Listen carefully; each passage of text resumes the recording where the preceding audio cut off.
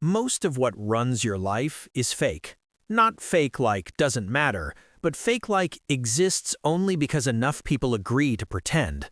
Gender roles, religion, nations, laws, money, race, none of these exist in physics or chemistry. They're stories, shared fictions, and because millions believe them, they become the most powerful forces on Earth. Men are strong, women are nurturing. Men lead, women support. Yes, there are biological differences, hormones, chromosomes, bodies, but every culture takes those differences and builds a costume on top. Pink used to be for boys, blue was for girls.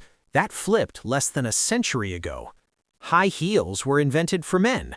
Royal European men wore them to look powerful and tall.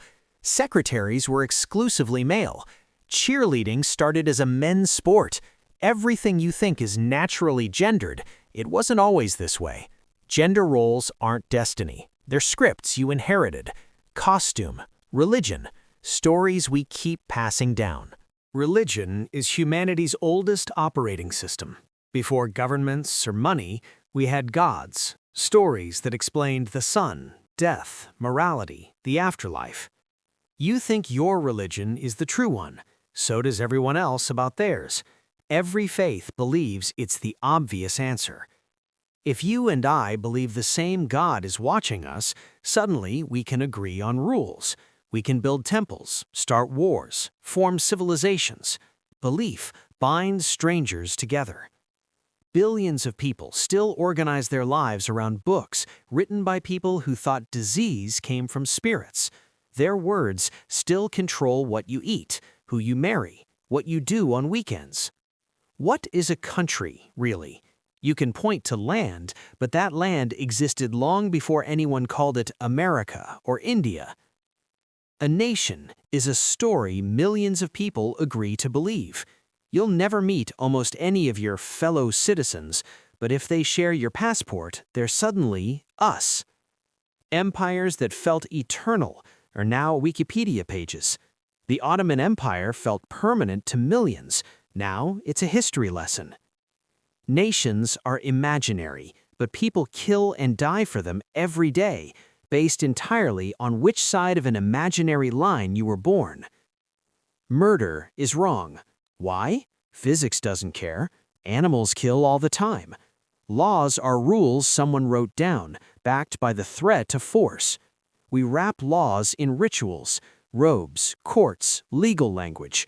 We call it justice, so it sounds discovered, not invented. Look how often laws flip. Alcohol illegal, then legal. Homosexuality criminal, then protected. Same act, different country, different punishment. The idea that every human deserves dignity is incredibly recent and completely made up. Most of your ancestors lived and died without rights, didn't even have the concept. Rights exist only where enough people with enough power choose to defend them. No enforcement, no rights. Your rights aren't guaranteed by the universe, they're guaranteed by people who chose to protect them. Where is Apple? Not the buildings, not the employees, they come and go. Apple is a legal ghost, lines in documents we treat as a person. We invented immortal super entities with rights and almost no real body to punish, and they shape your life more than most governments. Credit is the belief that tomorrow will be better than today. When a bank gives you a loan, they create money from nothing, based on trust in your future self. Money is worthless, cotton and ink. Can't eat it, can't build shelter with it, so why do you want it? Because everyone else wants it. That's the whole trick. The entire modern economy runs on trust in imaginary future value. When trust breaks, everything collapses.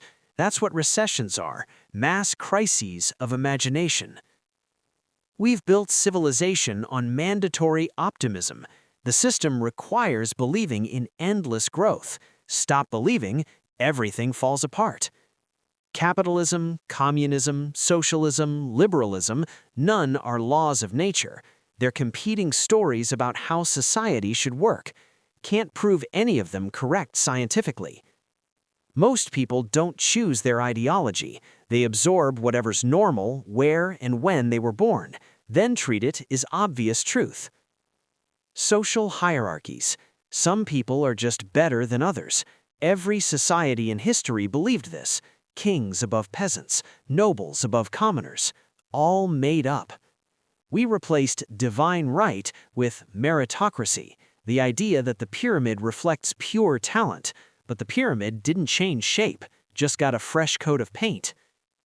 Property is another shared hallucination. In nature, territory belongs to whoever can hold it. The idea that you can own a piece of earth forever, many indigenous cultures found that insane.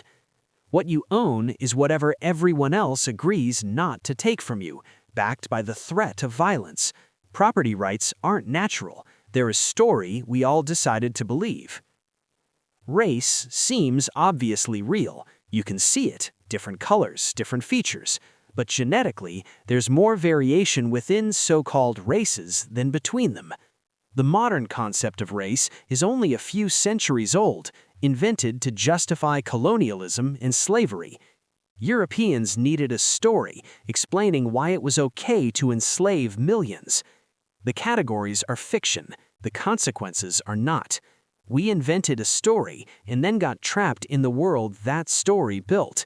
Race isn't in your DNA, it's in your history books, and we're still undoing the damage of a 400-year-old lie. Biology is real, the physical world is real, but most of what structures your life, gender, religion, nations, laws, money, race, are stories we invented. If humans made these stories, humans can rewrite them.